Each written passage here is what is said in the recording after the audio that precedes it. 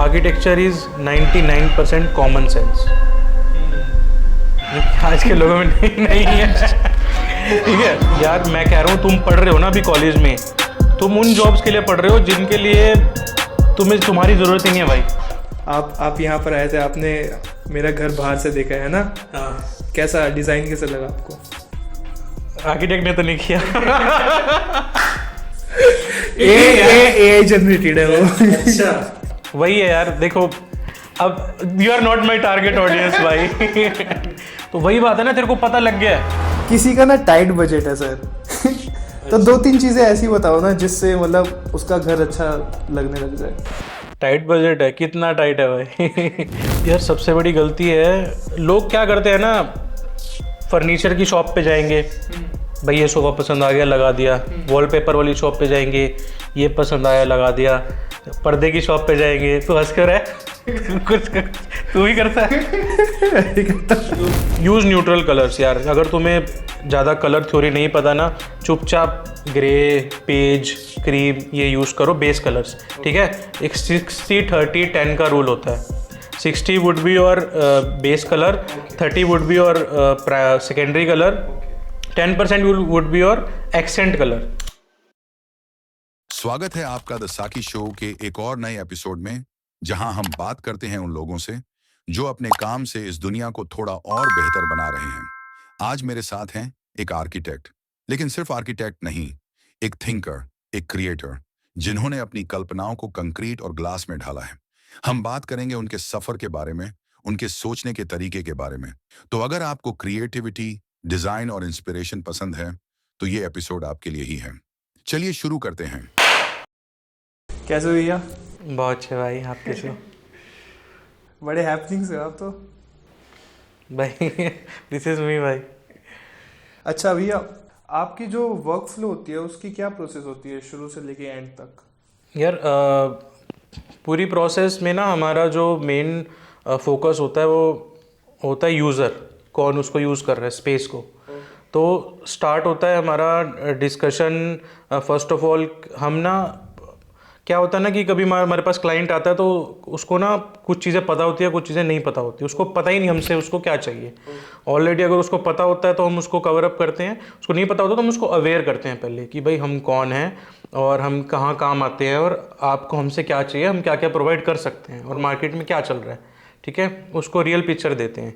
फिर हम बात करते हैं कि हम जो सर्विसेज प्रोवाइड करते हैं उनका ये बजट होता है भाई, और हमारा जब बजट मैच हो जाता है नेगोशिएट होके, तो नेक्स्ट होता है हम पूरा मतलब रिसर्च वर्क है basically. Design is always a problem solving. Okay. तो उनके बारे में पूछते हैं उनसे, उनको क्या पसंद है और क्या वो चाह रहे हैं, कितने मेंबर्स हैं। फॉर एग्जांपल अगर एक रेजिडेंशियल यूनिट की हम बात करें, और मतलब हर बंदे से इंटरव्यू करते हैं हम कि आपकी क्या पर्सनल चॉइस है और क्या पसंद है फैमिली में जो है जी। तो ये इनिशियल प्रोसेस होता है। प्लस फिर हम देखते हैं कि साइट के क्या कंस्ट्रेंट्स हैं, है ना, सामने से कोई खंबा तो नहीं जा रहा, या साइट पे कोई एग्जिस्टिंग पेड़ तो नहीं है, क्या प्रॉब्लम। हाँ, एक साइट एनालिसिस होता है प्रॉपर। फिर उसके गाइडलाइंस क्या हैं, क्योंकि गवर्नमेंट की भी गाइडलाइंस होती हैं, इतने फ्लोर आप बना सकते हो, इतनी हाइट आप रख सकते हो। उसको मतलब बहुत सारी पैरामीटर्स को इंक्लूड करके हम उनके लिए इनिशियली एक लेआउट तैयार करते हैं। ठीक है, और फिर कुछ कॉन्सेप्ट्स हम उनको शो करते हैं, 3D में भी शो करते हैं। फिर जैसे जैसे वो अप्रूव करते हैं, जैसे जैसे हम उनको रेफरेंस दिखाते हैं, देन फाइनलाइज करके हम फिर एक 2D ड्राइंग्स बनाते हैं, वर्किंग ड्राइंग्स फॉर आपका साइट। देन साइट पे वो या हम जैसे भी अपॉइंट करते हैं वेंडर्स और मटेरियल्स, फिर उनको हम चाल देते हैं, समझाते हैं कि ऐसे ऐसे चलो। तो ये मतलब बहुत ही कॉम्प्लेक्स प्रोसेस होता है, बट अगर हम ढंग से इसको करें तो बहुत ही अच्छे रिजल्ट्स निकल के आ सकते हैं। ओके। ज़्यादा मेहनत किस में लगती है, प्लानिंग में या एग्जीक्यूशन में? यार दोनों ही अपने आप में एक अलग सेक्टर है। प्लानिंग में भी मतलब ये ना बहुत दिमाग लगता है, इजी नहीं है वो भी। हम कोई हमारे पास ना ऐसा कोई सेट नहीं है कि हमारे पास पड़ा है एग्जिस्टिंग, क्योंकि ना हर क्लाइंट की ब्रीफ ही अलग होती है। अच्छा यार तुम आ रहे हो, तुम्हारा टेस्ट ही अलग होगा। अब मैंने मान लो किसी का बनाया है 250 गज का, 500 गज का, मैं वो एग्जैक्ट मैं यहाँ पे नहीं प्रिपेयर कर सकता, एग्जीक्यूट नहीं कर सकता। ऐसा होता ही नहीं। ऐसा लोग कुछ लोग करते हैं, आई नो, मैं नाम नहीं लूँगा, बट उनका मार्केट में देखो नाम भी ख़राब है इसी काम से, काम बहुत ज़्यादा है उनके पास। बट ये ना मुझे लगता है कि हमें यूज़र के हिसाब से उसको क्या चाहिए हमें वो करना चाहिए। तो बेसिकली हर प्रोजेक्ट ही नया होता है, हर प्रोजेक्ट के चैलेंज नए होते हैं, तो उसी हिसाब से यूज़र के हिसाब से हम उसको प्रोजेक्ट को एग्जीक्यूट करते हैं। तो ये हो गया प्लानिंग का पार्ट। हम आते हैं एग्जीक्यूशन पे। एग्जीक्यूशन पे देखो यार, हमारा अगर तो वेंडर अच्छा है, आपका लेबर अच्छी है, कॉन्ट्रैक्टर अच्छा है, इंटेंट उसका अच्छा है, ठीक है, कहीं हम भी कॉम्प्रोमाइज़ कर देते हैं क्योंकि हम देखते हैं कि इंटेंट इसका अच्छा है, तो स्मूथ चलता है प्रोसेस। नहीं तो ना सबसे दिक्कत लेबर करती है और सबसे कॉन्ट्रैक्टर करता है, ये ज़्यादा मेन दिक्कत करते हैं, ठीक है। क्लाइंट भी दिक्कत करते हैं, ऐसी बात नहीं है, बट उनसे ज़्यादा प्रॉब्लम नहीं है, लेकिन जो लेबर दिक्कत करती है ना साइट पे, तो सारा कुछ ही रुक जाता है, तो ब्लेम गेम शुरू हो जाती है। तो बहुत सी चीज़ें हैं वैसे, तो डिपेंड करता है हर प्रोजेक्ट में। कई कबार हमारी प्लानिंग मुश्किल हो जाती है, कई बार एग्जीक्यूशन मुश्किल हो जाती है, but they are almost equally मुश्किल कोई इजी नहीं है भाई। चलिए आगे चलते हैं। थोड़ा फ्यूचर के बारे में बताइए। आपने अर्थ स्क्रैपर के बारे में सुना है? हाँ बिल्कुल सुना। अर्थ स्क्रैपर, यस, अर्थ स्क्रैपर। अगर जिनको नहीं पता उनको एक बार बता देंगे कि अर्थ स्क्रैपर एक कॉन्सेप्ट है, मतलब स्काई स्क्रैपर तो पता ही होगा सबको, ठीक है, मल्टीपल हंड्रेड्स ऑफ फ्लोर्स की बिल्डिंग होती है, देखा होगा। तो earth scraper is the inverted skyscraper, basically in the earth. तो अर्थ स्क्रैपर एक कॉन्सेप्ट है जो मेक्सिको में इंट्रोड्यूस हुआ था। क्या है ना कि डेंस पॉपुलेशन है काफ़ी, है ना, जैसे बहुत सारे शहर हैं, न्यूयॉर्क हो गया, टोक्यो हो गया, समथिंग लाइक, तो इनके लिए इंट्रोड्यूस हुआ था कॉन्सेप्ट। तो लेकिन क्या है कि अभी फ्यूचर मैं नहीं बोलूँगा उसको, क्योंकि मैंने उस पर स्टडी करा है, और कॉन्सेप्चुअल वे में तो बहुत सी चीज़ें सॉल्व कर रहा है हमारी लैंड, क्योंकि लैंड कमी है, राइट, और धरती में हम रिसोर्सेज है काफ़ी, बट द थिंग इज़ उसकी प्रैक्टिकल जो फिजिबिलिटी है उसमें बहुत सारी लिमिटेशंस है। आप देखो ना, आप कहाँ नीचे, अगर मान लो आप बॉटम फ्लोर पे, सबसे बॉटम फ्लोर पे आप रह रहे हो, that will be chaotic for you. How? Sunlight नहीं पहुँच पाएगी आपके पास, अच्छा, नेचुरल लाइट भी मुश्किल से पहुंच पाएगी आपके पास, क्योंकि सन के एंगल्स होते हैं यार, हमें वो देख के भी चलना पड़ता है। हम पूरा सन पाथ के हिसाब से डिज़ाइन करते हैं आपके फसाड, आपके स्पेसिस, नेचुरल वेंटिलेशन हो आपके स्पेसिस में, नेचुरल लाइट आए आपके स्पेसिस में, तभी तो आप अच्छे से रह पाओगे। नहीं तो फिर क्या है ना कि वो केओटिक हो जाएगा, वो इससे आपकी मेंटल हेल्थ भी अफेक्ट करेगी। इवन इतना डीप जाके हम सोचते हैं अपने प्रोजेक्ट्स के बारे में। तो earth scraper is a good concept, but वो उसकी भैया ना प्रैक्टिकल फिजिबिलिटी इतनी है। अब मान लो आप सबसे नीचे हो आप, और आपके वॉशरूम होंगे, वॉशरूम चाहिए स्पेस में आपको वहाँ भी। अब आप ये देखो कि हमारी जो जितनी भी प्लम्बिंग है, जितनी भी ड्रेनेज है, वो ना ग्रेविटी के बेसिस पे चलती है। टंकी से पानी आता है, ऐसे ग्रेविटी से, कुछ पंप भी लगा देते हैं, but gravity is the main core. हमारे यहाँ से भी जब बारिश आती है तो ड्रेनेज ग्रेविटी के थ्रू जाती है। अब वहाँ पे आप देखो ना, हमें नीचे से ऊपर तक लाने में कितनी आर्टिफिशियल एनर्जी लगेगी, वो सीवरेज को ऊपर लाने में, ड्रेनेज को ऊपर लाने में, ठीक है, बट वो भी कॉम्प्लिकेशन नहीं है। बट हम कितना स्क्रैपर कितना नीचे कर सकते हैं वो भी डिपेंड कर सकते हैं। वेंटिलेशन का भी एनर्जी, वेंटिलेशन का बहुत इंपॉर्टेंट रोल है, मैंने वही बताया। और अब समझो फ्लड आ जाता है, कैसे एस्केप करोगे आप? हाँ, ठीक है, तो बहुत सारी लिमिटेशंस हैं। कहने को, देखने को बहुत अच्छा कॉन्सेप्ट है ये, बट फिजिकल फिजिबिलिटीज़ की बहुत ज़्यादा है। तो अभी तो नहीं, तो अभी तक बन जाता है, इससे कोई नया कॉन्सेप्ट नहीं है, अभी तक कोई ना कोई बना देता। हालांकि बहुत सारे प्रोजेक्ट्स हैं जिसमें लोगों ने not a scraper, sky scraper, क्योंकि वो बहुत सारे फ्लोर्स होते हैं, मान लो 3-4 फ्लोर की बेसमेंट, ऐसे लोगों ने बनाया हुआ है। तो इवन आप देख लो हमारे, आपने रेजिडेंट एविल देखा है? रेजिडेंट एविल नहीं यार, उसके वो एक ज़ॉम्बी काइंड ऑफ मूवी है, ज़ॉम्बी की है। उसके अंदर ना पूरा जमीन के नीचे बहुत कई किलोमीटर तक नीचे उन्होंने फ्लोर्स बनाए होते हैं, और पूरा ऊपर अर्थ खत्म हो जाती है और वो नीचे सरवाइव कर रहे होते हैं। यार बहुत सारी सिविलाइजेशंस हैं जिन्होंने केव्स में सरवाइव किया, नीचे सरवाइव किया है, बट आज की डेट में मुझे नहीं लगता ये फिजिबल है, क्योंकि आज की डेट में टेक्नोलॉजी भी आ गई है ना, और बहुत सी चीज़ें हमें चाहिए यार, वाईफाई चाहिए हमें, है ना। और तो नहीं, मुझे नहीं लगता, मतलब पर्सनली मुझे नहीं लगता कि फ्यूचर है, ऐसा नहीं लगता मुझे। बट मुझे लगता है कि हमें ना लैंड का यूज़ अच्छा करना चाहिए। अगर हम लैंड का यूज़ अच्छा करेंगे, बेसिकली जो सिटीज़ प्लान होती हैं, क्योंकि लैंड हमारे पास बहुत है, हम क्यों एक ही शहर पे जाए जा रहे हैं और उसको सैचुरेट कर रहे हैं, समझ रहे हो आप। तो बेसिकली जो जो लैंड अवेलेबल है वहाँ भी मुझे लगता है इक्वली डेवलपमेंट आनी चाहिए, तो हम अच्छे से हम यहाँ पे रह पाएंगे और अच्छे से जी पाएंगे। कोई स्टूडेंट है जो आर्किटेक्चर में अपना एज अ करियर देख रहा है, उसको आप क्या सजेशन देना चाहेंगे? मैं ये सजेशन देना चाहूँगा यार उसको कि if you are truly passionate about creating something, then come to this profession. Okay. If you are truly curious about creating stuff, if the spaces fascinate you, है ना, spaces बहुत अच्छे लगते हैं आपको, buildings बहुत curious बनाती हैं आपको कैसे बनी है, तो आप आओ, ठीक है। अगर ऐसी क्यूरियोसिटी नहीं है और अगर आप मनी के बेसिस पे आ रहे हो कि मनी, क्योंकि पैसे कमाने के बहुत तरीके हैं, है ना, दिस इज़ द हार्ड वे। अगर तुम्हें इजी लाइफ चाहिए, डोंट बी एन आर्किटेक्ट भाई, सीरियसली मैं बता रहा हूँ। तो अगर ये क्यूरोसिटी है, ये पैशन है, देन आओ। और अगर मैं एक मिडिल क्लास बच्चे की बात करूँ, जो एक मिडिल क्लास फैमिली से आ रहा है, दिस कोर्स इज़, यार वो महंगा कोर्स है सीरियसली। एक तो 5 साल का कोर्स है BR, और प्लस उसमें स्टेशनरीज होती हैं, ट्रिप्स होते हैं, है ना, एक्सकर्शंस होते हैं, साइड स्टडीज़ होती हैं, और लैपटॉप चाहिए आपको हैवी। तो बेसिकली बहुत ही ज़्यादा काफ़ी एक्सपेंसिव हो जाता है एक middle class income house hold की आप बात करें।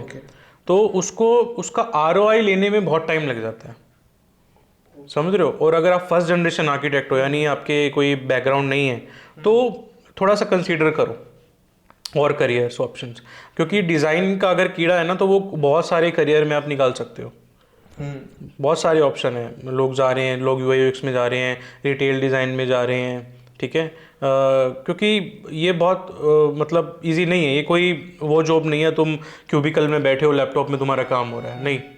ये ऑन फील्ड जॉब है, तुम्हें फील्ड पे जाके देखना ही पड़ेगा, तुम्हें एक सुपरविजन रखना ही पड़ेगा, तब जाके एक प्रोजेक्ट एग्जीक्यूट होगा, क्लाइंट से कोऑर्डिनेट करना ही पड़ेगा।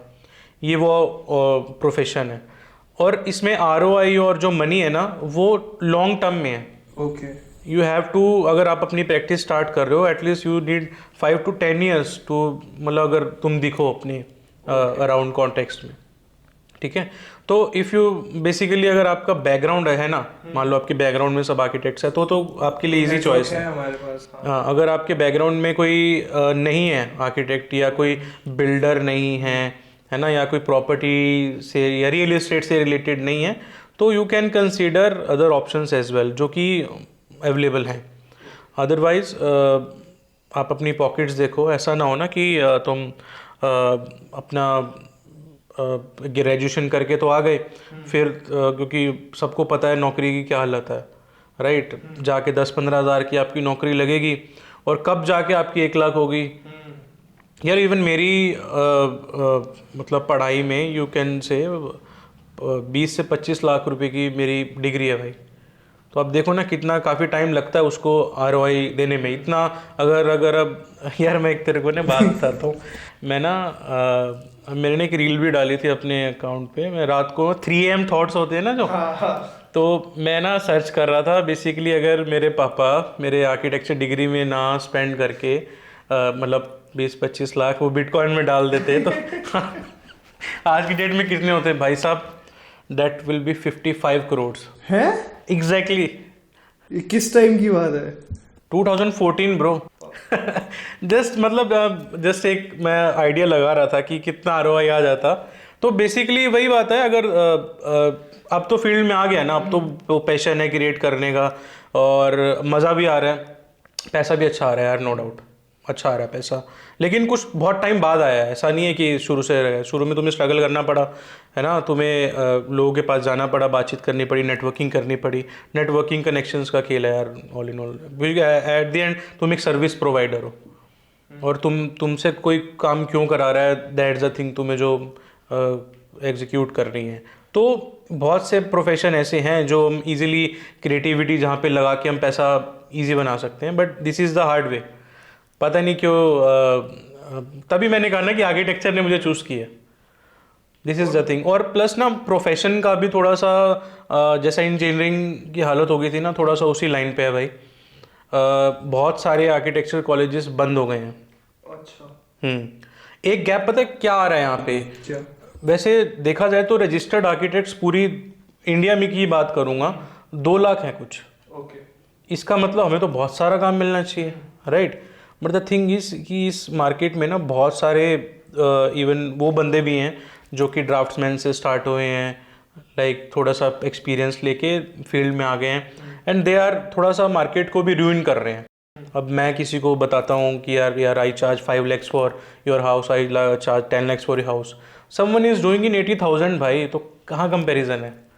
समझ रहे हो? तो उनकी वजह से भी थोड़ा मार्केट अफेक्ट करी है। क्लाइंट्स को भी अवेयर करना पड़ता है वाई उनके और हमारे में क्या फ़र्क है, डिफरेंस है। वही बात है। तो देखो सब प्रोफेशन के अपने प्रॉज एंड कॉन्स होते हैं और ये डील करके हमें आगे बढ़ना होता है। तो तुम्हें अगर वो स्टूडेंट जो देख रहा है, जो आर्किटेक्चर में आना चाह रहा है, परस्यू करना चाह रहा है, तो भाई तुम अपने एक तो अपना पैशन देखो। अगर तुम ट्रूली अगर पैशनेट हो ना तो आओ। अगर तुम मनी के उसमें आ रहे हो तो मनीज थोड़ा सा ROI लेट आएगा, बट आएगा, क्योंकि आई कैन सी पीपल बहुत अच्छा जो अर्न कर रहे हैं, लेकिन कुछ टाइम बाद, नॉट इमीडिएटली। क्योंकि हमें ना यार अभी क्या है ना कि इमीडिएटली पैसा चाहिए, लड़कों की शादी की उम्र हो जाती है, तो you should have that kind of earning, कोई आपको अपनी बेटी दे तो वो उसमें थोड़ा सा ना आ जाता है गैप। तो you can explore other careers as well अगर आप क्रिएटिविटी के लिए ही अब आना चाह रहे हैं। बट अगर आपके पास स्ट्रॉन्ग बैकग्राउंड है रियल एस्टेट का, बिल्डर्स का या कनेक्शन है ऐसे, तो you can consider this career as well. So yeah that's it. ठीक है, बहुत बढ़िया। Will AI eat your job? क्या AI आपका जॉब खा जाएगा? यार AI को लेके ना मेरे पास मैं ना यार कीड़ा है मेरे को बनाने का, ठीक है ना, क्रिएट करने का। और ना मैं यार बहुत रील स्क्रॉल करता हूँ मैं, बहुत मतलब आई एम एडिक्टेड यार, वो गलत बात है बट पता नहीं यार, मेरे को ना इंफॉर्मेशन लेना बहुत अच्छा लगता है कि क्या चल रहा है। मेरे को ना फोमो हो जाता है कि मैं मिस आउट नहीं कर रहा हूँ। तो मैं I am updated about AI। मैं अप्लाई भी करता हूँ टूल्स, अपने प्रोसेस में भी यूज़ करता हूँ, ठीक है। तो AI मेरा जो पर्सनल टेक है AI का, रिसेंटली आया था कि इफ़ यू नो AI तुम्हें कोई रिप्लेस नहीं कर सकता, यू शुड नो AI, है ना। तो जिस पर्सन को AI नहीं आता वो रिप्लेस हो जाएगा, बट मुझे लगता है कि जिस पर्सन को AI आता भी है ना, उसके पास वो भी रिप्लेस हो सकता है। कैसे? मैं एग्जांपल देता हूँ। For example you are a service provider, आप एक वेबसाइट डिज़ाइन देते हो, चलो एक एग्जांपल लेके चलते हैं, ठीक है। वेबसाइट प्रोवाइड करते हो आप, तो अगर आपने ना AI एक्सप्लोर करते हो, आपको AI आता है। अब आपका जो प्रोसेस था ना पहले, जो आप वर्डप्रेस पे बनाते थे या कोई HTML से कुछ प्रोसेस से बनाते थे, वो प्रॉम्प्ट से हो जाता है। सिंगल प्रॉम्प्ट से हमारी वेबसाइट्स बन रही हैं आज की डेट में, ठीक है। ये आपको पता है क्योंकि आप AI में एंथुजियास्ट हो। ये आपके क्लाइंट को नहीं पता भाई कितने टाइम में वहां तक पहुंचेगा उसके पास ये, और वो आर्बिट्राज जो रहेगा उसके बीच में वही है। अगर मान लो उसके पास 25 साल में पहुंचता है तो you will be replaced after 25 years. Okay, ये मेरा टेक है। तो AI रिप्लेस करेगा और बहुत सारे रिप्लेस कर भी चुके हैं। द थिंग इज आपके प्रोफेशन में AI आपके टारगेट ऑडियंस है, आपके क्लाइंट पे कितनी देर बाद पहुंच रहा है। ओके, तो this is the golden time भाई। आप AI से जल्दी जल्दी काम करवा लो, और कोई भी मतलब कुछ भी, वही कहा ना मैंने, आर्किटेक्चर जरूरी नहीं, अगर आर्किटेक्चर में आना है तो you have to be go to the hard way to earn money, है ना। तो बहुत सारे इजी जॉब्स हैं। मैं वेबसाइट की ही बात करूँ, you can make a website in like a few minutes by making a prompts, है ना। रेप्लिट करके वेबसाइट है, बोल्ट करके वेबसाइट है, लवेबल करके वेबसाइट है, वर्सल करके वेबसाइट है। ये AI टूल्स है जो मैं बता रहा हूँ, इनका यूज़ करके आप एक अपनी प्रोफाइल और वेबसाइट बना सकते हैं और डोमेन कनेक्ट कर सकते हैं, जो कि ईजी है, ज़्यादा मुश्किल नहीं है। बट अगर आप मान लो कोई ऑडियंस है जिनको नहीं आता, जिसको पता ही नहीं है ना, तो उसको बोल सकते हो यार बहुत काम होता है यार, हफ्ते का काम होता है, ऐसे थोड़ी ना होता है, भाई 30 से 50 हज़ार एक वेबसाइट के आप ले सकते हो उससे। बट आपको अगर पता है कि एआई आता है आप, और फिर भी आपके पास टाइम नहीं है लेकिन आप किसी और से करा रहे हो, आपको एआई आता है, तो आप बोल सकते हो कि ये मेरे को ये टूल यूज़ करके मेरे को वेबसाइट बना दो। तो देन वो स्मार्टली वे में आपसे नेगोशिएट भी कर सकता है, नहीं यार ये इतना टाइम नहीं लगना चाहिए, so you should charge me 5 to 10,000 something like this. काफी यूनिक पॉइंट था आपका। यार ये बेसिकली मैंने कहीं पढ़ा नहीं है, मेरे को खुद रियलाइज हुआ है यार हम रिप्लेस हो गए हैं भाई। इट्स जस्ट कि तुम्हारे कस्टमर के पास ये इन्फॉर्मेशन कब पहुंच रही है, अवेयरनेस नहीं है, और मुझे लगता है हमने फैला दिया भाई साहब। तो भाई इवन यार ये जो हमारे वीडियोग्राफर है प्यारे प्यारे शूट कर रहे हैं, ये भी रिप्लेस हो चुके हैं सीरियसली। हिग्सफील्ड करके टूल है, आप उसमें रेफरेंस डाल दो, आपको ऐसा फोटोशूट चाहिए, मान लो वेडिंग के वर्चुअल फोटोशूट हो रहे हैं वेडिंग के ब्रो, है ना, जिस रेफरेंस डाल के। तो भाई जितनी भी हाँ डिजिटल सर्विसेज हैं, जितनी भी काम डिजिटली हो रहा है वो हो गया रिप्लेस। और जितना टाइम आपके, वही मैं दोबारा रिपीट कर रहा हूँ, जितना टाइम आपके क्लाइंट तक ये इन्फॉर्मेशन पहुँचेगी वही टाइम है वहाँ पे आप पैसा कमा सकते हो। आप कहना चाह रहे हैं बस ये गिनती के 4-5 साल है हमारे पास नहीं। पैसे कमाने के? आप ये देखो ना, आप यार आप बूमर इंडस्ट्री टारगेट करो। बूमर इंडस्ट्री, बूमर पता है आपको?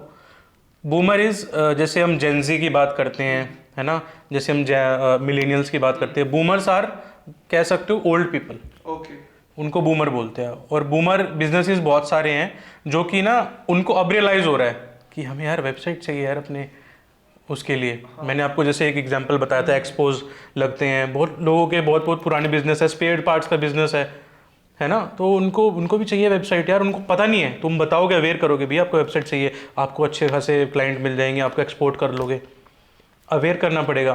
फिर उसको नहीं पता है ऐसे बनानी पड़ेगी वेबसाइट, वो आप बना के उसको दोगे, बट उससे आप बहुत अच्छा चार्ज कर सकते हो, उसके पास पता नहीं कब जाके पहुंचेगा।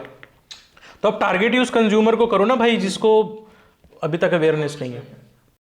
ऑल्सो अभी सैम सोल्समैन ने बोला था, जो ओपन ए फाउंडर आई, उसने बोला था कि जो अभी नए बच्चे अभी जन्म ले रहे हैं ना, वो इतने इंटेलिजेंट नहीं होंगे आगे जाके, क्योंकि एआई इतना इवॉल्व करता जा रहा है, इतना शार्प होता जा रहा है। क्योंकि हमको खुद अपनी पढ़ाई लिखाई में 15-20 साल लग गए, फिर जाके हमारी अभी यार मैं कह रहा हूँ तुम पढ़ रहे हो ना अभी कॉलेज में, तुम उन जॉब्स के लिए पढ़ रहे हो जिनके लिए तुम्हारी जरूरत ही नहीं है भाई। तो एट द एंड मुझे पता क्या लगता है, अब ना प्रोडक्ट इकोनॉमी में लोग ज़्यादा घुसेंगे, प्रोडक्ट बनाएंगे फिजिकली, मैन्युफैक्चरिंग, ठीक है। और उसके अलावा क्योंकि डिजिटल सर्विसेज इजी हो गई हैं, मतलब सैम ऑल्टमैन ने कहा है कि अब ना तुम्हें 1% कंपनीज दिखेंगी, 1%। क्यों? क्योंकि सारे एआई एजेंट्स हैं अब जो काम कर रहे हैं, अकाउंटेंट्स के लिए भी हो गया, क्योंकि सब अब ना एजेंटिक एआई भी आ गया है। दैट मीन्स आप अपने टास्क ऑटोमेट कर सकते हो यार, जो मैंने तुम्हें बताया था, कोल्ड कॉलिंग करो, ईमेल भेजो, यार ये ऑटोमेट हो जाएंगे, हो रहे हैं बेसिकली, हो जाएंगे क्या, हो रहे हैं। तो तुम ये कर सकते हो, बेसिकली तुम्हारी जगह पे एआई जाएगा क्या, मतलब कॉल आएंगी तुम्हें, I am this I am offering you this something like, appointment book कर देगा। तो ये हो रहा है भाई, तो ऑलरेडी रिप्लेस हो चुके हैं बहुत सारे प्रोफेशंस। तो जितना जल्दी रियलाइज कर लोगे उतना अच्छा है। और आर्किटेक्चर की बात करूँ, क्योंकि हम इस कॉन्टेक्स्ट में बात कर रहे हैं, आर्किटेक्चर में मुझे नहीं लगता कि आर्किटेक्ट्स रिप्लेस हो पाएंगे, मुझे नहीं लगता। क्यों? मैं बताता हूँ।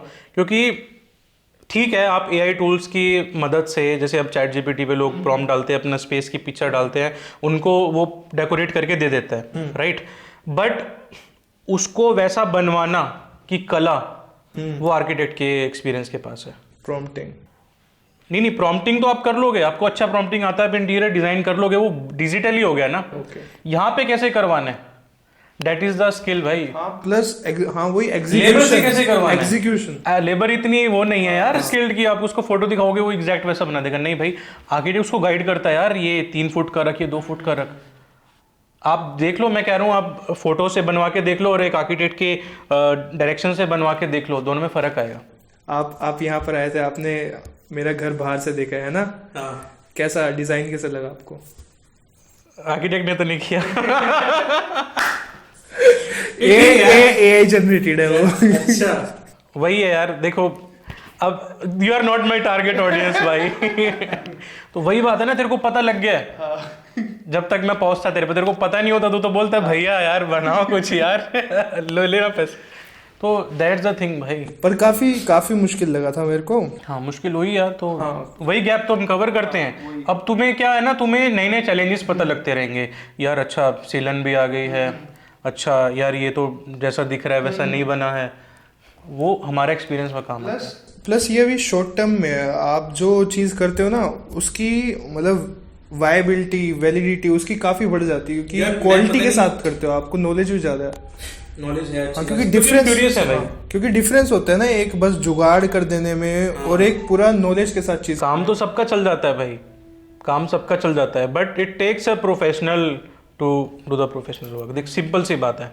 और मुझे लगता है कि मतलब यार कभी कभी ना मेरे को ना बहुत लकी फील होता है कि जो मैं जनरेशन में पैदा हुआ हूँ। मैंने वो यार बटन वाले फ़ोन भी देखे हैं, फ़ोन नहीं भी थे वो भी देखा है ना। 90s kid and I am proud of that. Blackberry देखा है, कंप्यूटर हमारे घर पे आए हैं वो देखा है, इंटरनेट आया है देखा है, 2G से लेके अब तक देखता आ रहा हूँ। वो एवोल्यूशन मैंने देखा है भाई। मतलब हम बचपन में टेक्नोलॉजी के चस्सू नहीं थे भाई, बाद में आगे गंदी आदत लगी है भाई स्क्रॉलिंग की, बट हम शुरू से नहीं थे। बट उसके लिए यार पता नहीं बढ़िया सा फील होता है यार, अच्छी सी फीलिंग होती है, प्राउड सी फीलिंग आती है कि भाई I belong to this generation. Plus यार मुझे ना एक बात पे और गर्व है यार, बिना ChatGPT की डिग्री निकाली है मैंने। बिना AI के भाई साहब मैंने डिग्री निकाली है। और बिना ChatGPT के हमारा कोई गुजारा नहीं है। मैं MBA कर रहा हूँ। यार भाई एग्जैक्टली मैं देख रहा हूँ भाई आज की डेट में नहीं है गुजारा। और अच्छी बात है क्या है ना कि हम ना बहुत सी चीज़ें हम आउटसोर्स कर रहे हैं, थिंकिंग आउटसोर्स कर रहे हैं, विजन आउटसोर्स नहीं करना है। समझ रहे हो, that is the skill. Vision आपका होना चाहिए, क्योंकि ना आज की डेट में आपको पे कौन करेगा, आपके विजन के लिए पे करेगा। आपका विजन AI का विजन सेम नहीं हो सकता है। AI is trained on the overall model, but आपका विजन है जो उस चीज को डिफरेंट बना सकता है, कुछ इन्वेंट कर सकता है। विजन अपना रखो, AI की हेल्प से क्या होगा ना, फास्ट होंगी चीजें। बस एज ए टूल यूज करो, आपका रिप्लेसमेंट नहीं है बिल्कुल वो, लेकिन आप यूज करो, आना चाहिए। क्या है ना कि कहीं कोई बेवकूफ़ ना बनाए, राइट। और मैं देख रहा हूँ यार हमारे पेरेंट्स भी ChatGPT यूज़ कर रहे हैं भाई। इवन गूगल को छोड़ के वो वहाँ पे सर्च करते हैं इस दवाई से क्या होगा, समथिंग जैसे अपने अपने लेवल पे वो कर रहे हैं। तो नो डाउट अपने फैमिली में भी अवेयर करो कि as an assistant, as a helper वो AI को यूज़ करो, ठीक है। बट कुछ ना कॉन्टेक्स्ट में ये है कि अब AI ना एज एन आर्ट यूज़ हो रहा है। मतलब मैंने ये पढ़ा भी था और मैं फील भी करता हूँ कि AI should help you do your boring task, आपके कपड़े धोना, आपकी सफाइयाँ करना, है ना, ताकि आप आर्ट बना सको। नॉट कि आप AI आपकी आर्ट बना रहे हो और आप घर के काम कर रहे हो। तो it should be reverse, but this is the evolution ना, we have to accept that. Even जो ग्राफिक डिज़ाइनर्स की बात करूँ, जो लोग अपना पहले हैंड से बनाते थे, उनको करा ना फोटोशॉप ने रिप्लेस, एडोबी सॉफ्टवेयर ने।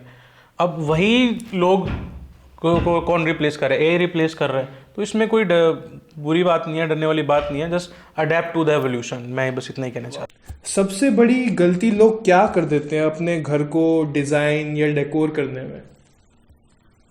यार सबसे बड़ी गलती है जो मैंने रियलाइज़ करी है, बहुत ही ना यूनिक पॉइंट है। देखो लोग क्या करते हैं ना, फर्नीचर की शॉप पे जाएंगे, भाई ये सोफ़ा पसंद आ गया लगा दिया। वॉलपेपर वाली शॉप पे जाएंगे, ये पसंद आया लगा दिया।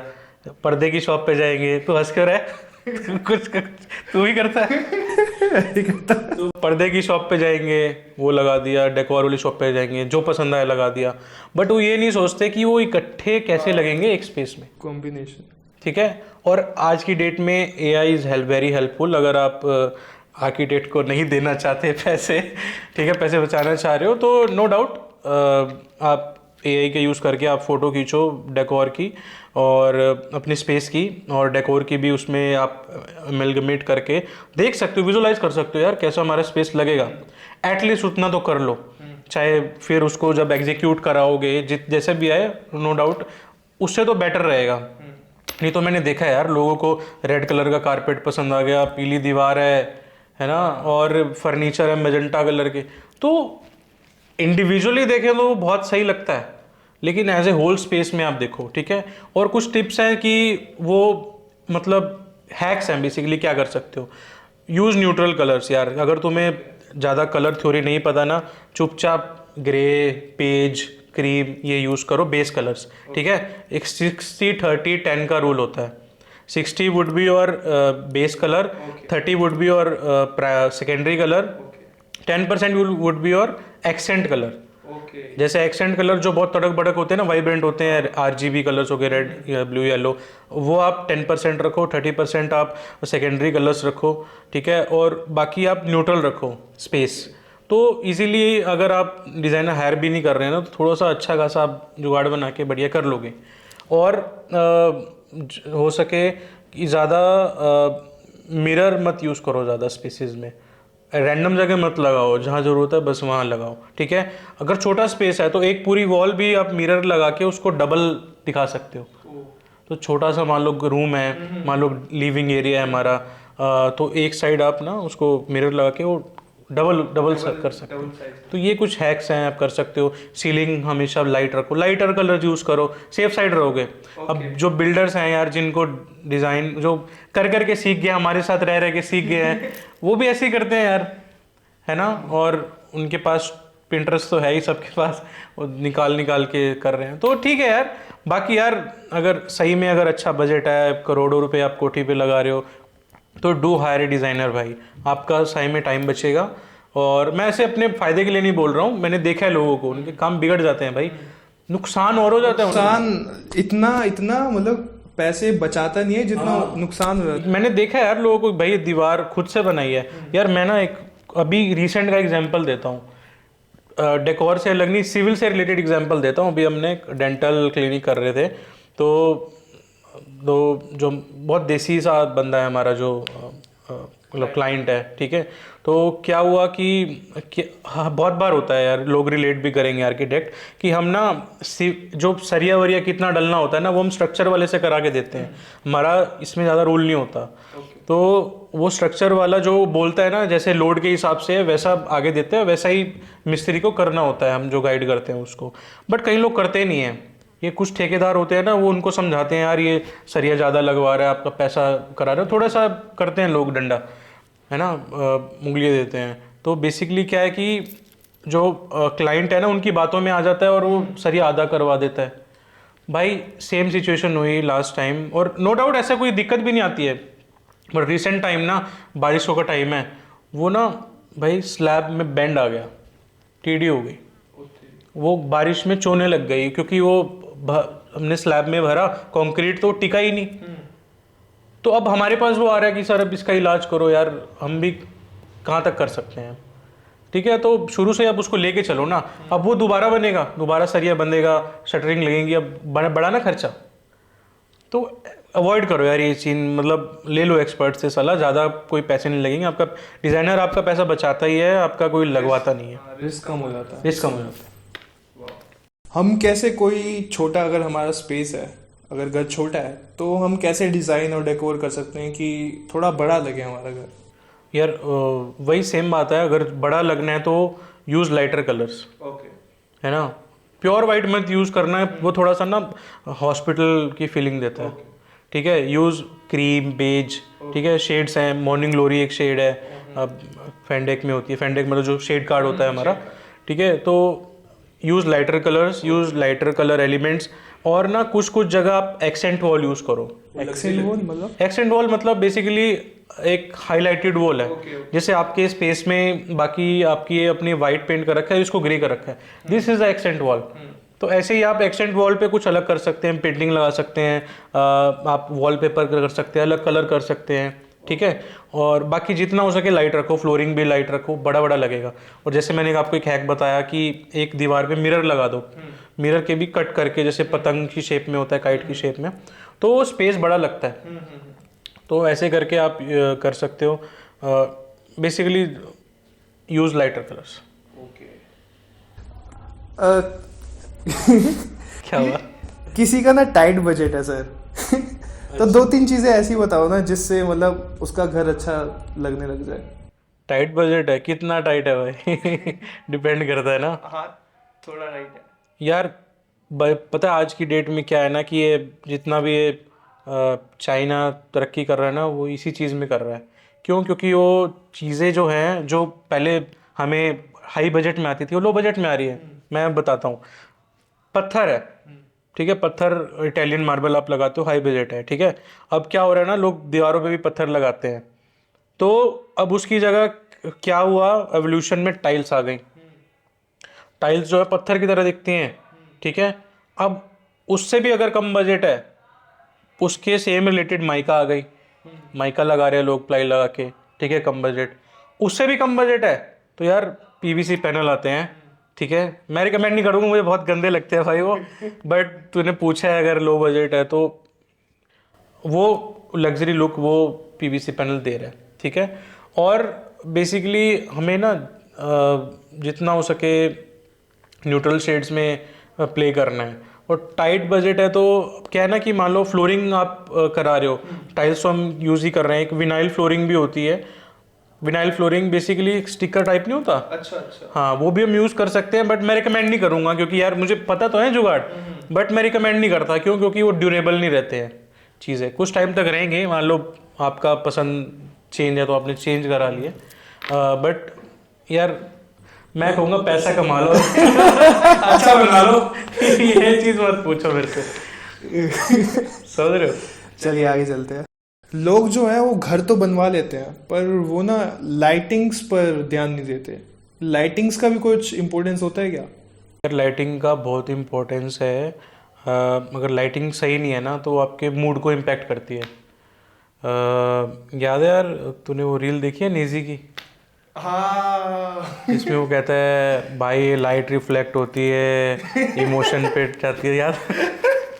तो यार तुम्हें नहीं समझ आ रही होगी, बट वो सही कह रहा है। होता है भाई, लाइट ना ही तुम्हारे इमोशंस के साथ खेलता है यार। तुम अब चलो ना लाइटिंग की देखते हैं। अब तुम हॉस्पिटल जाते हो, लाइटिंग कैसे वाइट होती है, तुम एक्टिव होते हो, राइट? अच्छा, तो एग्जैक्टली ये प्लान्ड होता है क्या? ये स्ट्रेटेजी होती है यार, डेफिनेटली। वाइट लाइट है, सब सही दिखना चाहिए, राइट। ऑन द कॉन्ट्रेरी आप लाउंज में जाते हो, कैसे डिम सी लाइटें होती हैं, ना के बराबर होती हैं, तुम्हें कितना से रिलैक्स काम ऑरा देख के ही लग जाता है। क्लब्स की होती है जैसे, ठीक है। तो लाइटिंग ना मूड ही चेंज कर देती है। और लाइटिंग का क्या है कि बहुत सी तरीके की लाइटिंग होती है। हम वार्म से शुरू होते हैं और कूल तक जाते हैं। कूल मतलब जितना कूल बोलते हैं उसको उतना वाइट होता है, जितना वार्म बोलते हैं उतना वो बेसिकली येलोइश वार्म होता रहता है, ठीक है। तो हम भी जब डिज़ाइन करते हैं spaces according to the requirement, according to the need, हम ना उसको लाइटिंग भी वैसे डिज़ाइन करते हैं। ल्यूमेन लेवल देखते हैं इसका, जो बेसिक यूनिट्स होती है कि कौन से रूम में कितने ल्यूमेंस की लाइट रखें। ये कुछ स्पेसिफिक स्टैंडर्ड्स हैं जो हम फॉलो करते हैं। अब फॉर एग्जांपल जैसे बेडरूम है, बेडरूम हमें डिम चाहिए, हमें ज़्यादा एक्टिव नहीं चाहिए, ठीक है। और कौन द कॉन्ट्रेरी ना, हम ना बहुत सारी लाइटिंग अलग अलग भी यूज़ करते हैं। जैसे आपको स्टडी करनी है तो आप वाइट लाइट यूज़ करोगे, आपको रिलैक्स करना है तो नेचुरल यूज़ करोगे, आपको एक्सेंट लाइट चाहिए तो हम वार्म लाइट कुछ जला देते हैं। तो हम ना कुछ मिक्स करके यूज़ करते हैं ताकि जितना भी आपको जो भी पर्पज़ है आपका रूम में सारे सॉल्व हो जाएं। और हर जैसे बाथरूम में भी अलग तरीके की लाइट्स होती हैं। और अब तो एक लाइटिंग आने लगी है, नेचुरल लाइट। ग्लासेस रूफ में। हाँ, देखा होगा शायद आपने रील वील में कि एक ना विंडो टाइप लग जाती है। सीलिंग में हो गया, वॉल में हो गया। और ना यहाँ से ना ऐसे सेटअप बनता है कि वो हमें लगे कि नेचुरल लाइट है, बेसिकली बाहर से आ रही है, हम बाहर हैं। अच्छा। एग्जैक्टली तो आज की डेट में भी वो सॉल्यूशंस हैं जो नेचुरल लाइट ला रहे हैं। क्यों? क्योंकि नेचुरल लाइट ना आपके मूड को ठीक करती है। और आज की डेट में लोग इतना ओवर थिंकर्स हैं, ओवर लोडेड हैं डाटा से, इंफॉर्मेशन से।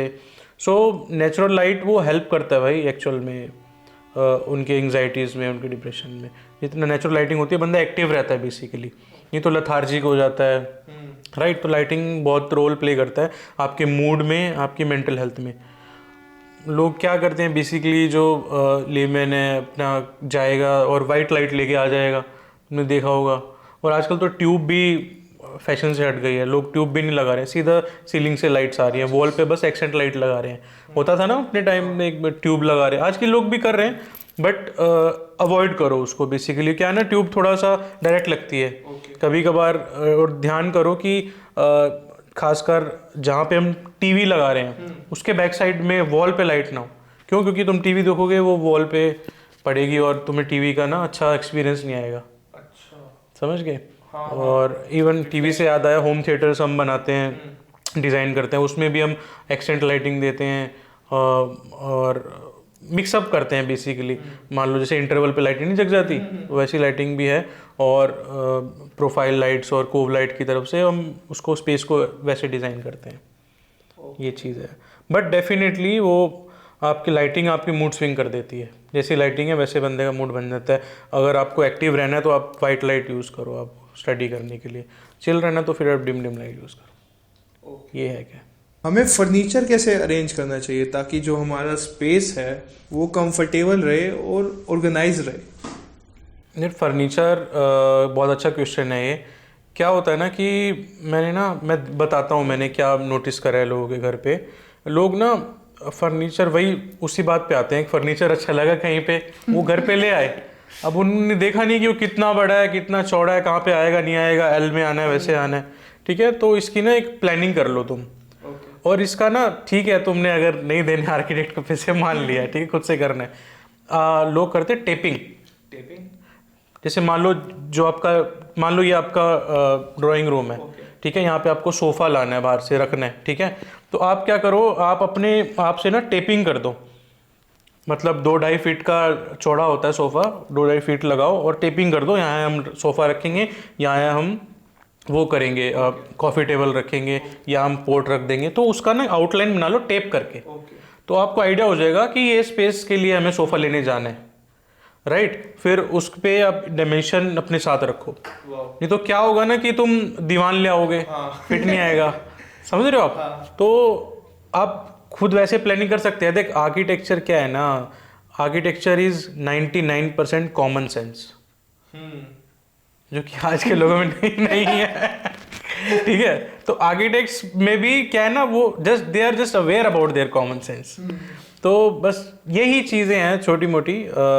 तो फर्नीचर के आपको देखने जाओगे अगर, पहले तो आर्किटेक्ट को लेके जाना, देखो अगर कर सकते हो तो ठीक है, अगर नहीं करना चाहते ना तो वही टेपिंग वाला चीज़ कर सकते हो। ये भी एक बहुत अच्छा हैक है। इसमें ना आपको झंझट नहीं होगा, कुछ गलत ना आ जाए। बेसिकली आपको साइज रहेगा माइंड में। नहीं तो आर्किटेक्ट तो वैसे जनरल हमारा प्रोफेशनल प्रोसेस ये होता है, हम स्पेस का डायमेंशन लेते हैं, उसके हिसाब से लेआउट बनाते हैं, ठीक है, और उसके हिसाब से ही फर्नीचर सेलेक्ट करते हैं according to the dimension.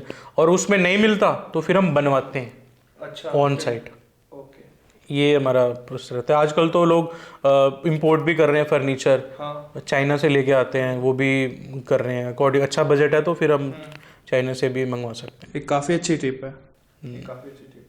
Not only floor, wall पे भी अगर आपने कुछ करना है ना, मान लो जैसे किचन है, आप ये कैबिनेट बना रहे हो, ठीक है, इसकी भी आप टेपिंग करके देख सकते हो कि ऊपर नीचे हम छेड़ सकते हैं।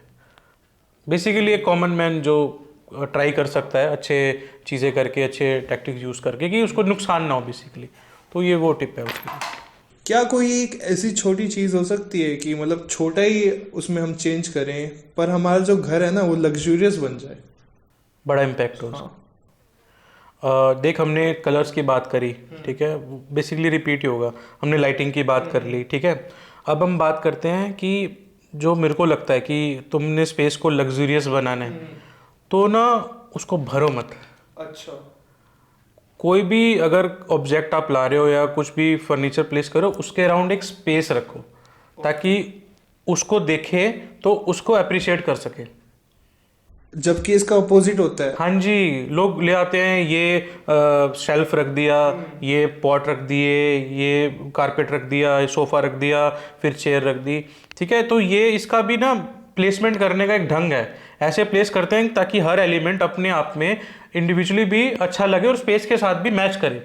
बेसिकली उसके अराउंड स्पेस हो, नेगेटिव स्पेस, पॉजिटिव और नेगेटिव स्पेस, दो हमारी चीज़ें सिखाई जाती है डिज़ाइन में। तो नेगेटिव स्पेस भी उतना इंपॉर्टेंट है जितना पॉजिटिव स्पेस है। पॉजिटिव स्पेस यानी जिसको हम भर रहे हैं, नेगेटिव स्पेस जो उसको सराउंड कर रहा है।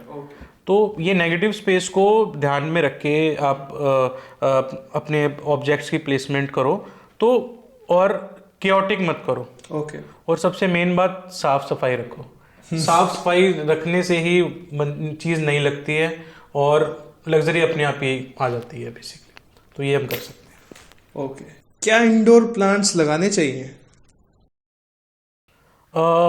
यार, दो तरीके के लोग हैं, जिनको पौधे पसंद हैं, जिनको नहीं पसंद। ठीक है, इंडोर प्लांट्स वो लगाते भी हैं, ऐसी बात नहीं है। लेकिन ना इंडोर प्लांट्स ना साथ में इंसेक्ट्स अट्रैक्ट करते हैं। ठीक है, मच्छर मक्खियाँ ये बहुत आती हैं। ठीक है, तो और नो डाउट वो स्पेस को एनहांस भी करते हैं, ऐसी बात नहीं है। और ऐसे इंडोर प्लांट्स भी आते हैं जो मच्छरों को रिपेल भी करते हैं। अच्छा। हाँ जी। सो आप स्नेक प्लांट यूज़ कर सकते हो इंडोर के लिए, मनी प्लांट यूज़ कर सकते हो। क्या है ना, इन प्लांट्स में हमें ना एक तो रेगुलर सनलाइट नहीं चाहिए, हफ्ते में भी एक बार हमें एक अच्छे से सनलाइट दे दें उनको तो वो जिंदा रहेंगे। कहने की बात है, अगर मेंटेन कर सकते हो तो ही आप इंडोर प्लांट्स यूज़ करो, नहीं तो अदरवाइज कोई दिक्कत नहीं है। बट आर्टिफिशियल मत यूज़ करो यार, वो बहुत ही ऑड लगता है। हाँ, आर्टिफिशियल वैसे भी आर्टिफिशियल चीज़ें ना अच्छी वाइब्स नहीं लेके आती।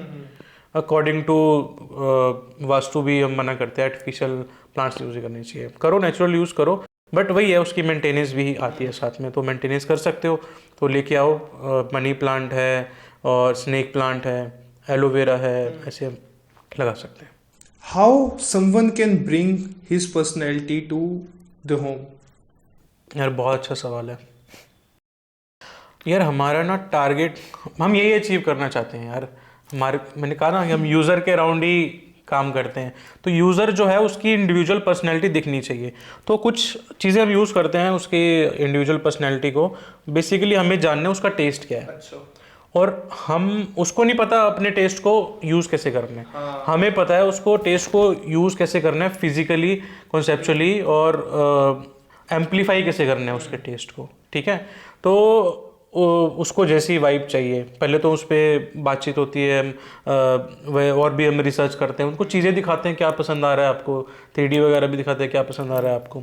तो अगर कुछ कॉमन पॉइंट्स निकल के आते हैं कंक्लूजन में, अगर उसको कुछ इंडिविजुअल अप्रोच देनी है स्पेस को, तो एक तो उसकी क्या हॉबीज़ हैं।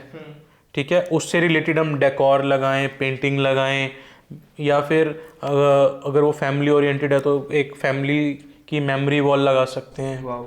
राइट। उसको थोड़ा ज़्यादा ग्लैमर का शौक है तो हम फैशन के पोस्टर्स लगा सकते हैं। ठीक है, तो ऐसे ही हम चाहते हैं कि वो हॉबीज़ उनकी निकले, तो वो हर जगह यूज़ कर सकते हैं। हम फ्लोरिंग में भी, वॉल्स में भी, बेड में भी। अभी हमने एक बेड किया था, बेसिकली किड्स रूम था वो, और ना बच्चे को स्नीकर्स बहुत पसंद है, मुझे भी बहुत पसंद है वैसे तो हमने ना स्नीकर की शेप में एक बेड बनाया उसके लिए। तो समझ रहे हो? सीरियसली? हाँ जी, हाँ जी। तो वो एक इंडिविजुअलिटी होगी ना बंदे की। हाँ। तो ऐसे ही जो आपकी चीज़ें जो आपको एक्साइट करती हैं, हमारी ड्यूटी है उसको एम्पलीफाई करना और उसको प्रैक्टिकली एग्जीक्यूट करना। तो ये चीज़ें हम कर सकते हैं। आपके लिए हमने एक रैपिड फायर राउंड रखा है। ओके, ठीक है, 1 वर्ड रहेगा। ठीक है, स्टार्ट करें? I am excited, okay. Bring it on. If you weren't an architect, what career would you have chosen? Basically into music, pop star or something in a music director kind. Favorite building in the world? Favorite building Jawahar कला केंद्र जयपुर में है, उसकी philosophy मुझे बहुत पसंद है। Okay. एक चीज़ जो आपको डेकोर में बिल्कुल पसंद नहीं है? डेकोर में बिल्कुल पसंद नहीं है यार, आर्टिफिशियल प्लांट्स। वाइट वॉल या कलरफुल वॉल? यार दोनों का अलग कॉन्टेक्स्ट है, but for the safe side हम वाइट के साथ जा सकते हैं। हालांकि अब मैं ना आजकल, चलो रैपिड फायर है लेकिन फिर भी मैं बता रहा हूँ, मैं बहुत बोर हो गया हूँ वाइट ब्लैक से और ग्रे से। इतना खेला हूँ मैंने इनमें, मैं बोर हो गया हूँ। मुझे कुछ कलरफुल करना है यार। आई नीड क्लाइंट्स जो कुछ कलरफुल विजन रखते हैं, मैं वही करना चाहता हूँ। नाइस। मिनिमलिज्म या लग्जरी डेकोर? कहीं ना ये एक साथ ही आती हैं, मिनिमलिज्म और लग्जरी। बट मेरे को ना मुझे लगता है हम मैक्सिमलिस्ट में भी लग्जरी में जा सकते हैं। मिनिमलिज्म क्या है ना, मुझे लगता है कि लेज़ी वे है चीज़ करने का, वाइट स्पेस में आप वो रख दो, है ना। तो मुझे लगता है कि कुछ चैलेंज होना चाहिए। तो मैक्सिमलिस्ट अप्रोच के साथ लग्जरी अचीव करना, दैट्स अ चैलेंज, और ये हम कर रहे हैं। मॉडर्न डिज़ाइन या ट्रेडिशनल डिज़ाइन? बेसिकली फ्यूज़न, क्योंकि ट्रेडिशनल डिज़ाइन अपने टाइम में क्लासी थे, अपने टाइम के हिसाब से थे। आज की डेट में उसकी हम कदर इसलिए करते हैं क्योंकि वो एक हेरिटेज हो चुका है। बट कहीं ना कहीं हम मॉडर्न डिज़ाइन को फ्यूज़ करके भी एक नया वहाँ पे क्रिएट कर सकते हैं। Experiment and creativity basically. First thing you notice when you enter someone's home? First thing I notice is their floor. जैसे मैं बंदे से भी मिलता हूँ तो उसके जूते नोटिस करता हूँ तो वैसे ही अगर स्पेस में एंटर करूँ तो उसका फ्लोर नोटिस होता है भाई। मार्बल फ्लोरिंग या wooden flooring? Marble. Taj Mahal design या बुर्ज खलीफा? ताजमहल यार, ताजमहल। एक चीज़ जो हर घर में होनी ही चाहिए? हर घर में होनी चाहिए नेचुरल लाइट। सबसे स्ट्रेसफुल मोमेंट? स्ट्रेसफुल मोमेंट यार, जब क्लाइंट कंफ्यूज होता है ना तो वो हमारे लिए स्ट्रेसफुल होता है। या पेमेंटें नहीं आती जब तो सबसे स्ट्रेसफुल होता है यार। आगे आगे भी पेमेंटें करनी है भाई, वो चीज़ है। नॉन अंडरस्टैंडिंग ज़्यादा बजट वाला क्लाइंट या अंडरस्टैंडिंग कम बजट वाला क्लाइंट? नॉन अंडरस्टैंडिंग ज़्यादा बजट वाला क्लाइंट। सेम यार। Yes bro, yes. उसको अंडरस्टैंड हम करा देंगे भाई, कोई दिक्कत नहीं है भाई, बजट होना। यार बात पता है क्या है कि ना, मनी एक मोटिवेशन है, देख सीधी सी बात है। वो काम करने में मजबूर करती है, कोई दिक्कत नहीं, कोई नहीं सर ये देख लो, कोई नहीं सब ज़रा ये देख लो। बट जहाँ मनी नहीं है ना, वो मोटिवेशन आती ही नहीं है भाई। ये नेचुरल है, देख इसको हम ना हटा नहीं सकते। सो कोई दिक्कत नहीं है, हम झेल लेंगे, चाहे बंदी की तरह हरकतें कर रहा हो, न करे हो, सब झेल लेंगे, लेकिन बजट अच्छा होना चाहिए। तो फिर ना सब चीज़ें ईजी लगती है, कोई दिक्कत नहीं। वाह। एक ऐसी गलती जो हर क्लाइंट करता है अपने डेकोर में? हर क्लाइंट करता है डेकोर में, खुद डिसीजन ले लेता है सलाह नहीं लेता है बेसिकली। बढ़िया। तो वही है, वो गलती है सबसे। सबसे कूल मटेरियल क्या होता है? Would, steel? यार सबसे कूल मटेरियल मुझे ना मार्बल लगता है। मार्बल ना यार, पता नहीं, एक मुझे लग्जरी लेके आता है वो अपने साथ। और आजकल जैसे ऑनिक्स मार्बल आता है, तो क्या है ना, वो लिट अप हो जाता है, उसके बैक में लाइट लगती है, लिट अप हो जाता है यार। वो पता नहीं, मेरे को वैसे ही फैसिनेट करता है। तो इट्स अ वेरी, मतलब मटेरियल जो मुझे लगता है कि एज एन एक्सेंट वो और एज ए हाईलाइटर वो यूज़ करो तो बहुत स्पेस को ना बहुत अलग ही चार्म मिलता है। एक ऐसी जगह जहां पर आप अपना रिटायरमेंट होम बनवाना चाहें? रिटायरमेंट होम बनवाना चाहूँ,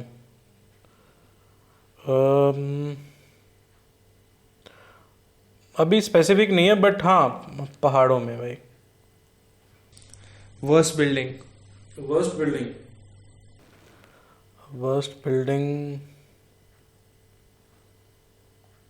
यार, हम ना ऐसे ना, हम अप्रिशिएट करते हैं चीज़ों को, ऐसा ना बेइज्जती नहीं मारते हैं। तो ऐसा कुछ माइंड में आ नहीं रही वर्स्ट बिल्डिंग। पता नहीं, I can't think of any. किसी के काम की बेइज्जती नहीं करना चाहता मैं। लास्ट क्वेश्चन पूछना चाहूंगा मैं एक। आप 18 साल के शिवम को क्या मैसेज देना चाहेंगे? यार अपने एक्सपीरियंस से अगर देखूँ, मैंने जो मेरी जर्नी रही है, क्रिएटिव जर्नी रही है, तो उसको मैं एक ही मैसेज देना चाहूँगा कि मेक क्विक डिसीजंस। जल्दी डिसीजन लो, चाहे फेल हो जाओ कोई दिक्कत नहीं है, then swap on to next option, but जल्दी लो, हमारा टाइम बहुत बचेगा, क्योंकि ओवर थिंकिंग का कोई फ़ायदा नहीं है। And trust the process, everything will fall into alignment, so that's about it. Well, बहुत खूब, बहुत अच्छा लगा भैया आपसे मिलके। थैंक यू यार, मुझे भी बहुत अच्छी वाइब आई यार। एकदम ब्रो वाली वाइब आई आपके साथ, एकदम जैसे बड़े भाई के साथ बात कर रहे हैं। थैंक्स भाई, thanks, and thank you for inviting me भाई, एंड कॉन्ग्रेचुलेशंस जो तुमने वेंचर स्टार्ट किया अपना। सो आई होप ये बहुत तुम आगे जाओ और बहुत बड़े बड़े गेस्ट यहाँ पे आएँ, एंड या ऑल द बेस्ट भाई। थैंक यू सो मच भैया। ओके। चलिए मिलते हैं फिर।